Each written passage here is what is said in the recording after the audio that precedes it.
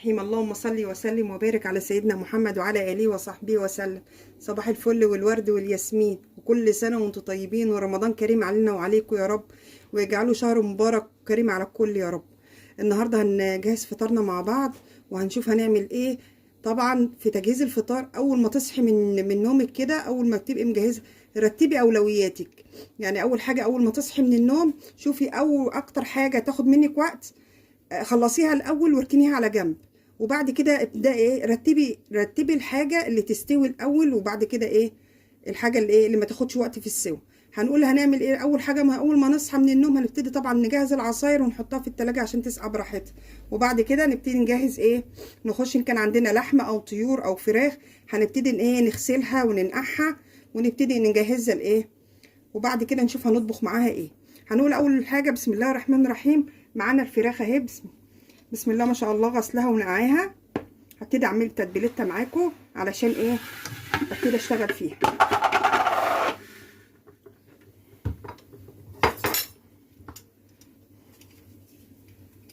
معايا طماطم بتاع الكبه مكسور،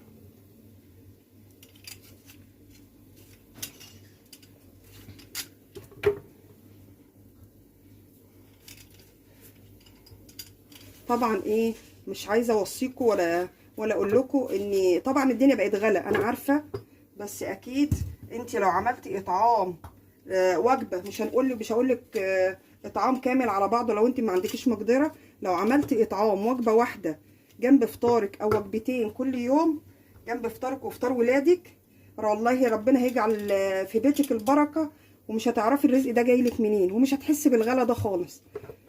والله جربيها وعن تجربه، وان شاء الله ربنا هيرزقكم من وسع، ومش هتحسوا بشهر رمضان لانه شهر كريم على الكل. هنبتدي ايه،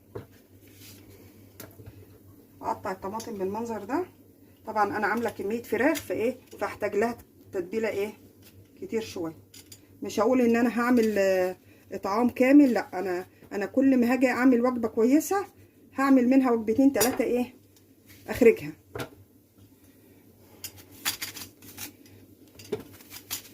على قد ما تقدري، وجبتين 3 4 5، صدقيني والله هيطرح البركه في بيتك، وهتبص تلاقي الخير معاكي. قطعت البصل، هنزل بالليمونه بقشرها. معانا التوابل، معايا فلفل، معايا بابريكا، معايا بهارات، معايا ملح، معايا حبهان. طبعا انت بتحطي التوابل اللي انت حباها، كل واحد بيحط حسب الحاجه اللي هو بيحبها. معايا صويا صوص،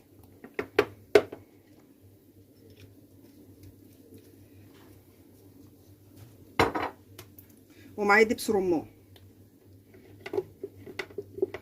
طبعا دبس الرمان زي ما انتوا عارفين بيبقى تقيل، بياخد صعوبه شويه في نزول.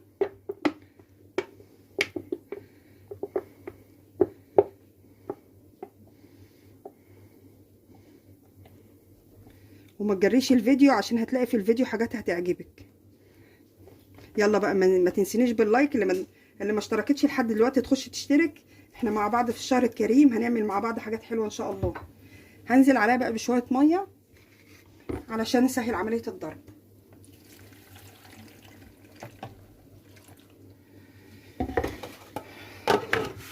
هضربها بقى وارجع لك.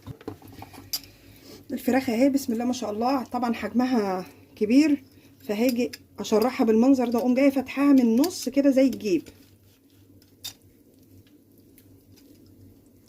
بالمنظر ده. دي برضو كده حسيتها برضو بعد ما جيت احطها علشان ان انا هتبلها، لقيتها برضو هتبقى كبيره، فهشرحه كله بالمنظر ده علشان التتبيله توصل لجواها. والورك همسكه اشرحه برضو بالمنظر ده.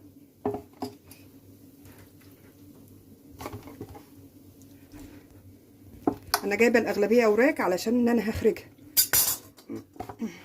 فعايزه المناب يبقى محترم كده. حسيت ان انا لما اجيب وراك اوفر من ان انا اجيب فراخ على بعضها. امسكها بقى اتبلها مش مستعجله عليها وبادئه افطارك بدري، هتسيبيها تتبل شويه. مستعجله عليها التتبيله هتيجي معاكي برضو بسرعه. بسم الله الرحمن الرحيم.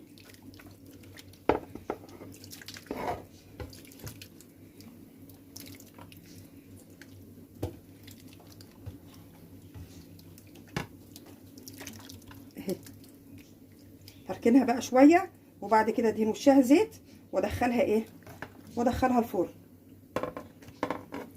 دي طبعا الراعي الرسمي لاول يوم في عزومه رمضان. ده ده مش دكر بط، ده دكر وز. هنعمله مع بعض. طبعا التتبيله هنتبله بنفس التتبيله اللي احنا تبلنا بيها الفراخ، وهعمله روستو في الكيس الحراري. انا غسلاه كويس بدقيق وملح وليمون.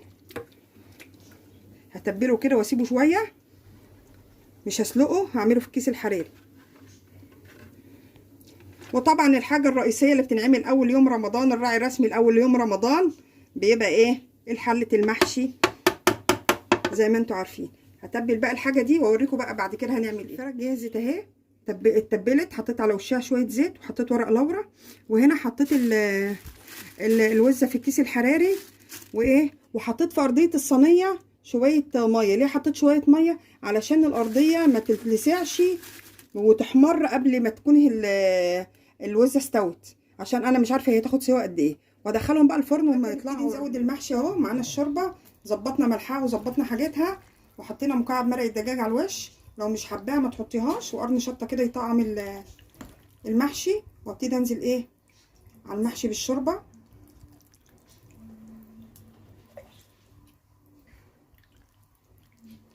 وهز الحله هزه كده، عشان اتاكد ان الشوربه نزلت في قاع الحله. وهغطي بقى واسيبها تغلي، وبعد كده اوطي عليها. اما تغلي، اما احس انها بدات تبقبق كده هوطي عليها. قطعه الزبده دي على الوش. انا متعوده، دي التكه اللي انا بعملها على طول. واسيبها بقى تغلي. وهنا معانا ورق العنب، هنعمل فيه نفس العمليه. حطينا على وشه مرقه الدجاج والقرن الشطه، وهنحط مكعبين زبده، وهننزل برضو عليها بالشوربه واعمل فيها زي ما شاء الله. شايفين اللون؟ الوزه اهي ما شاء الله. هنبتدي نفتح عليها كده بقى ونطلعها ونقدمها. اللهم صل على النبي. ادي الفراخ اهي طلعت ما شاء الله، ريحتها تجنن. هنبتدي بقى نجهز بقيه الحاجه، واللي هيطلع هصوره لكم على طول. ما شاء الله استوى. ومعانا حلتين ورق عنب.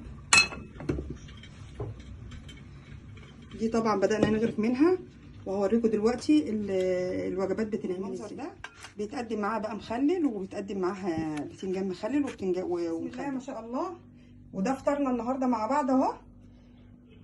طبعا الفيديو يا رب يكون كان خفيف عليكم. انا ما رضيتش اطول عليكم الفيديو، جبت لكم حاجات استثنائيه. معانا الكرنب، ومعانا ورق العنب، وطبعا ده تمر هندي وصوبيا وعرقسوس. طبعا المشروبات الرمضانيه اللي انتوا عارفينها. وكل سنه وانتم طيبين، وينعاد علينا وعليكم بخير يا رب.